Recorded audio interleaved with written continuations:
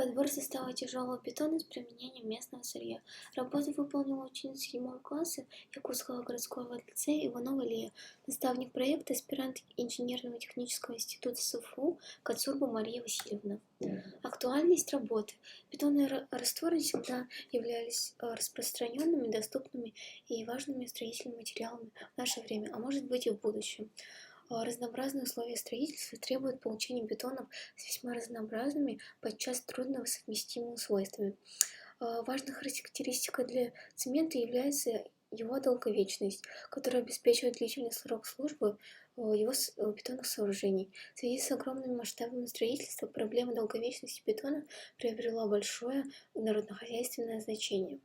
Цель работы – подбор состава бетона с использованием цемента, производство якутцемент, песка и гравия из песчано-гравийной смеси с карьер сунтарского луса, которые обеспечивают заданные проектом свойства: класс бетона 35, морозостойкости 300 и водонепроницаемостью 8. Задач 5. Сначала изучить характеристики заданных материалов, класс и марки бетона, потом ознакомиться с нормативной документацией по бетону. После этого всего совместно с наставником произвести подбор состава бетона по необходимым критериям. После этого всего получить результаты испытаний бетона по прочности при сжатии, морозостойкости и водонепроницаемости.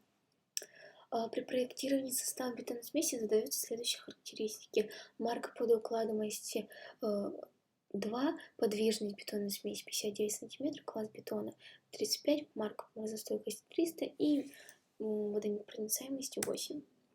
Характеристика исходного материала портландцемента предприятия Якутцемент. На таблице мы видим, что сроки схвата начинаются с 1 часа и заканчиваются через 5 часов. Густота цементного теста составляет 26,5% и другая информация. Техническая вода применяется для затворения. Это химическое вещество. Некоторые считают, что это просто грязная вода, но она должна соответствовать следующим требованиям. Это содержание в воде органическо-поверхностно-активных веществ, сахаров, фенолов, и не должно быть более 10 мг на литр. Также в ней не должна содержаться пленки нефтепродуктов, масел, жиров. И в воде содержание солей, ионов, хлора и сульфата не должно превышать величин, указанных в таблице. Окисляемость воды не должна быть более 15 мг на литр, и показатель воды не должен быть менее 4 и более 12,5. Химические добавки тоже нужны для затворения.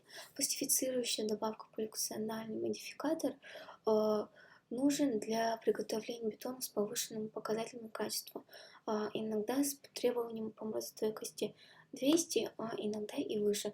И применяются обязательно воздуховывлекающие добавки.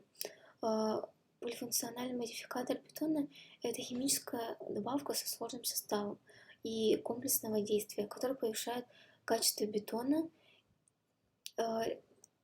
Применение. Для чего же применяется этот суперпластификатор?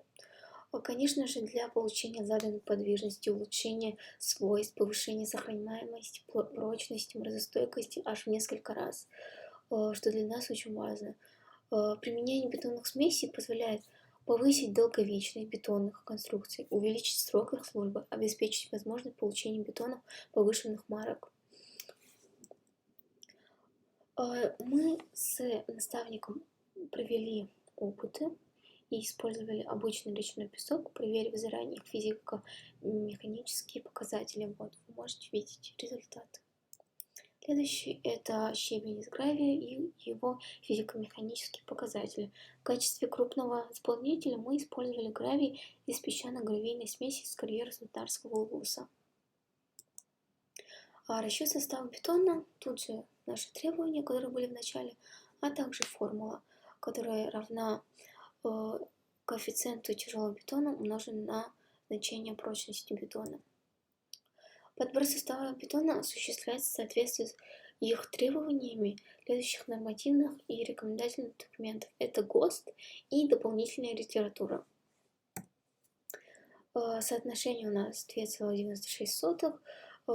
Расход воды у нас получился 160 литров, расход цемента 475 килограмм и другие расходы. Приборы. Мы использовали лабораторные весы. Они не только показывают массу, но и точные математические расчеты. Мерные цилиндры, печь низкой температуры мы использовали для испарения лишней воды из песка. Также для просеивания песка и щебня на брусит, для измерения образцов линейка, э, для изготовления образцов формы, машины нажатия P500 и также прибор Вика. Скоро расскажу, для чего мы использовали этот прибор. Экспериментальная проверка состава бетона. Методика испытаний бетонных смесей и бетонов. Параметрами бетонной смеси являются подвижность, плотность. В конце контролируемыми параметрами бетона являлись предел прочности, плотность, прочность, а также самое важное морозостойкость и водонепроницаемость. И экспериментальная проверка бетонной смеси и бетонов. В связи с сжатыми сроками испытания проводились на образцах, заформованных в лаборатории Якут-Тунис. И для чего мы же использовали прибор Вика? Мы использовали для испытания бетонной смеси на подвижность и плотность. Определение подвижности бетонной смеси показало, что заданная водовыкладываемость обеспечивается. Из приготовленной смеси мы изготовили образцы кубы размером 100 на 100 на 100 мм в количестве 2 штук для определения прочности и плотности. Мы будем их вскоре испытывать в 28-суточном возрасте. А для определения морозостойкости также были изготовлены кубы такого же размера, только в количестве 12 штук. А для определения водонепроницаемости цилиндры. Серия цилиндров диаметром 150 мм и высотой 100 мм. Также рассчитан номинальный состав нашего бетона, как вы можете видеть в таблице. Спасибо за внимание.